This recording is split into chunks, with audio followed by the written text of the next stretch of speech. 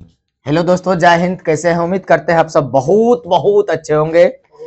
दोस्तों, जैसा कि आपको मैंने पिछला वीडियो में बताया था, खास तौर पर चैप्टर का नाम था संस्कृत साहित्य लेखिका। आज का मुख्य मुद्दा पर चर्चा होने जा रहा है। आपको भी पता होना चाहिए कि सप्तम पाठम में है। इस सप्तम पाठम में हम चर्चा करेंगे आपका बहुत ही मजेदार नीति श्लोक, यानी नीति संबंधी श्लोक।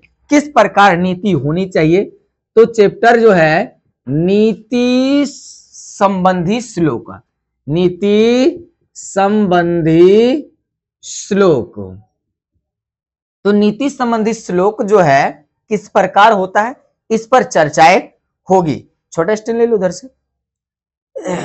तो जो है नीति, रणनीति, दो तरह की बातें आती है। एक विदुर नीति, एक चाणक्य नीति।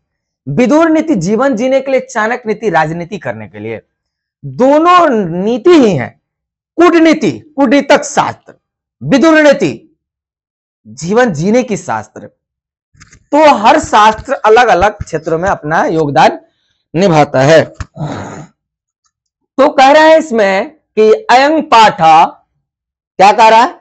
अयं पाठ सुप्रसिद्धस्य ग्रंथस्य महाभारतस्य, क्या कह रहा है कि अयं पाठ सुप्रसिद्धस्य ग्रंथस्य महाभारतस्य उद्योग पर्वणम अंश विशेषयो अध्याय। जो चैप्टर में दिया गया है प्रस्तुत पाठ ग्रंथ जो है महाभारत के जो है उद्योग पर्व के द्वारा एक प्रकार समझिए क्या किया गया है, लिया गया है।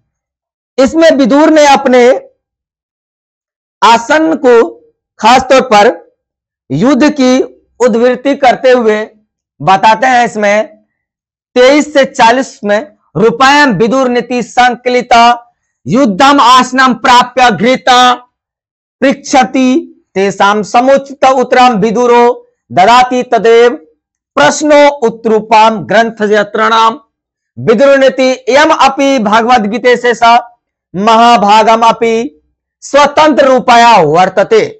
इसमें जो है विदुर बताते हैं कि जो भी चाहता है प्रश्नों का उत्तर दे और शांति प्रदान करने का प्रयास करे, उसी प्रश्नों उत्तर रूप ग्रंथ को जो है विदुर के नाम से जाना जाता है। विदुर एक महान धर्मज्ञाता के साथ साथ नीतिवादक पुरुषों में गिने जाते हैं। उन्होंने अपने नीति ग्रंथ में आने वाली खास तौर पर जीवन उपयोगी संबंधी बातों का उल्लेख करते हैं। उन्होंने ऐसा इसलिए करने को कहा कि जो व्यक्ति है ना तो वह अपमानित होता है और ना ही समस्या को हार सकता है और न ही समस्या से भाग सकता है।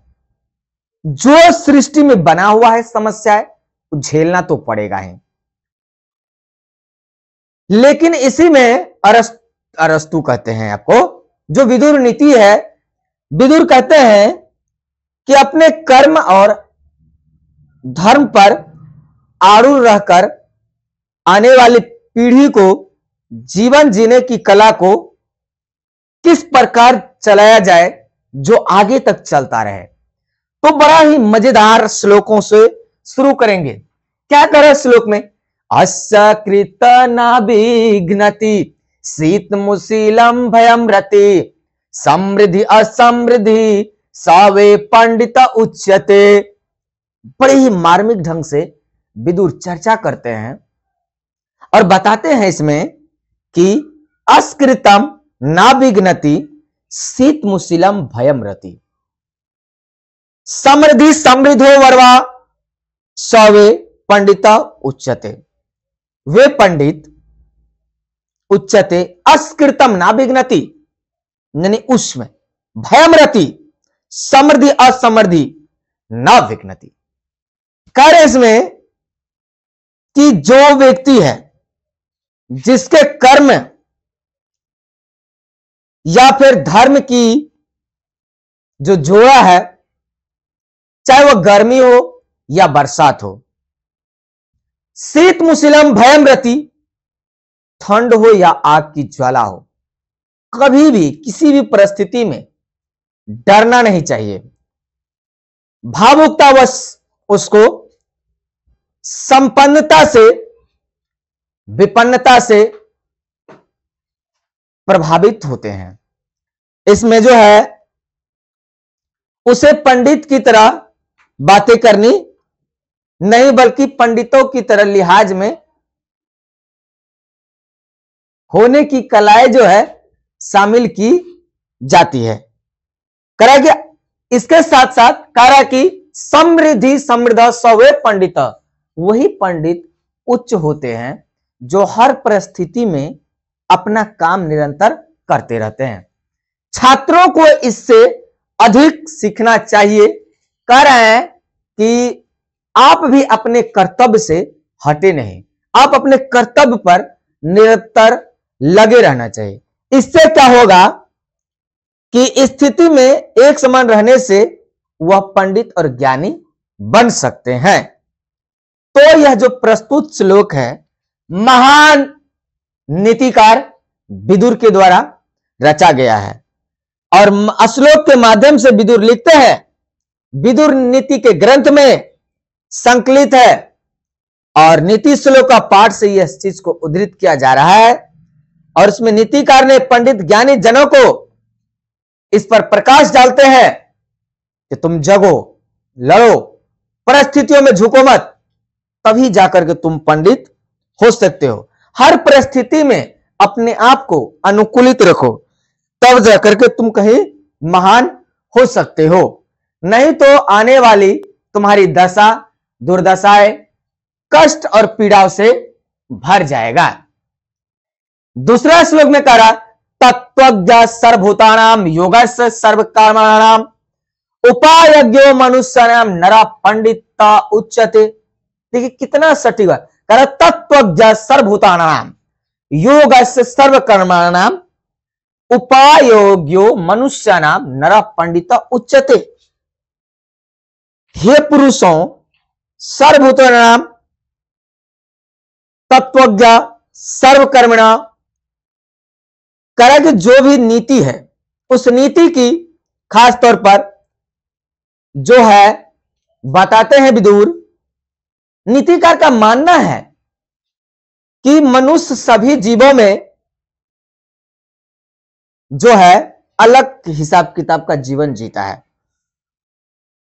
और मनुष्य सभी जीवों के जीवन रहस्य को जानते हैं, अर्थात जो अपने समान सारे जीवों के दुख सुख को देखते हैं, दुखी है या दुख से ग्रस्त है तो वह भी प्रसन्न रहते हैं, कुशलता पूर्वक बिना किसी आहत के अनासक्त भाव से रहता है और हर परिस्थिति में देखते हुए क्या करते हैं, आचरण करते हैं, विवरण करते हैं, आहार विहार करते हैं। इस सारा मनुष्यों में पाया है। इतना काम तो पशु पक्षी भी करते हैं। ऐसे मनुष्य को पंडित या ज्ञानी कहा जाना तात्पर्य यह होता है कि मनुष्य सारे भेदभाव से ऊपर उठकर हर प्राणों के साथ सहानुभूति एवं करुणा का भाव रखता है तथा छल से जिस ईश्वर को अपने में देखता है, गीता में उसको जो है तत्वज्ञ उसे कहा जाता है। भगवान श्री कृष्ण भी अर्जुन को समझाते हैं कि तत्व ज्ञान यथा पूर्वाणाम, हे यादत्सा, तुम क्या हो, कहां हो, तुम किस परिस्थिति में झेल रहे हो, परिस्थिति से ऊपर उठो। कार्य की सत्य को जान लिया जाना चाहिए। इसी प्रकार कार्य के जो है उद्देश्य को जानने वाला नियमानुसार वह जो है करते रहेगा। संसार नाशवान है, ये नाश होना तो तय है। संसार में कुछ टिक नहीं सकता है कर्म के अलावा। कर्म ही जीवित रहता है, कर्म की प्रधानता, कर्म की मोक्ष तक सत्य चलते रहता है। करेक्ट, सत्य केवलम ईश्वरं अथवा व्यक्ति के जो है सत्कर्म में इस बात को जानने वाले मनुष्य को ही पंडित कहा जाता है। दूसरा श्लोक समझ गए। तीसरा देखिए क्या करा, अनाहुता प्रविशति। क्या करा, अनाहुता प्रविशति अपृष्टो बहुभाषते अविवस्तो विश्वासिता मूढ़चेता नराधम। हे नर, तुम गिरे हुए हो, तुम नीच हो, तुम पतित हो।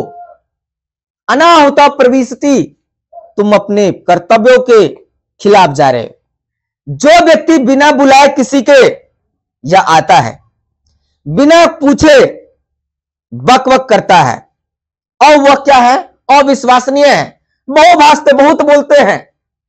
क्या करते हैं, बहुभाषते, बहुत बोलते हैं। अनाहुता प्रविशति, बिना बुलाए आ जाते हैं और बक बक बक बक करते रहते हैं। और अविश्वसनीय पर लोग विश्वास करता है। ऐसा मूर्ख हृदय वाला मनुष्य में नीच होता है और किसी की बातों पर विश्वास कर लेता है। दो प्रवक्ता है भजन प्रवचन करता, धीरेन्द्र शास्त्री, बागेश्वर धाम, अनुराधाचार्य, ये दोनों की मूर्खता पूरा साइंस को भी पलट करके रख देता है। ना जाने क्या ऐसी बातों लोगों को, इन लोगों से थोड़ा बच करके रहने में फायदा है, क्योंकि संसार के लोगों को लड़ा रहा है अपने आप को पंडित कहलाने के लिए। कहा अविविस्तो विश्वास ने मूढ़चेता नराधम। हे नर, तुम नीच हो और नीच और रह जाओगे। अर्थात ऐसे व्यक्ति के लोगों से जो है हमेशा हट कर रखना चाहिए। वे हमें नीच दृष्टि से देखते हैं। अगला कह रहा है इसमें श्लोक, एको धर्म परम श्रेय क्षमेका शांति रुतमा विधये का परमा तृप्ति अहिंसे का सुखा वह। कर एको धर्म, एक ही तो धर्म है। एको धर्म परम श्रेय क्षमे का शांति रूपमा, एक ही धर्म है जहां दान दया क्षमा तप त्रिस्ति, इस चीज की चर्चा की गई है। दान भी उसी व्यक्ति को देना चाहिए जो अर्थ कर्म मोक्ष से लाचार है, ना कि ऐसे व्यक्ति को दान दे और जाके नशीला पदार्थ का सेवन कर ले, मादक द्रव्य का सेवन कर ले, तो फिर हम पाप के भागी हैं। हे मनुष्यों, इससे आप उठो, इससे आगे बढ़ो, इसको परखो, पहचानो और धर्म का पालन करो। करा एको धर्म परम श्रेय क्षमको शांति रुपया। धर्म का पालन, क्षमा, दान और विद्या की जो है प्राप्ति तथा किसी को कष्ट ना देना, यही तो जीवन का असली धर्म है। अपनी वाणी इंद्रिय मन से किसी को दुखी ना करना, यही तो असली धर्म है। और जीवन को सुख प्रदान करने वाला अर्थात सिर्फ धर्म का पालन करना अथवा क्षमा गुण को अपनाना या फिर किसी विद्या की प्राप्ति या अहिंसा पर, इससे हर व्यक्ति को क्या होता है, चिंतनशील बना देता है। और श्रेष्ठ गुण वाले जो होते हैं, किसी भी एक की जो है गिला शिकवा से बच करके रहता है और एक की प्राप्ति व्यक्ति को सुख देने वाले पर आसक्त रहते हैं, उस पर चलते रहते हैं, उसकी मनन करते हैं, मंत्रणा करते हैं, तब जा करके वह क्या होते हैं, आगे की ओर बढ़ते हैं। तो हमने टोटल 4 श्लोकों का जिक्र किया है, नीति संबंधी श्लोकों का, और भी कुछ श्लोक बचा है जिसका हम क्या करेंगे, अगले एपिसोड में आपको हम लेकर के आएंगे। तो आपको लगातार वीडियो नहीं जा रहा था किसी कारणवश, तो अब फिर हम कंटिन्यू जारी हो गए हैं, आपको हर रोज वीडियो मिलेगा है। जय हिंद, जय भारत।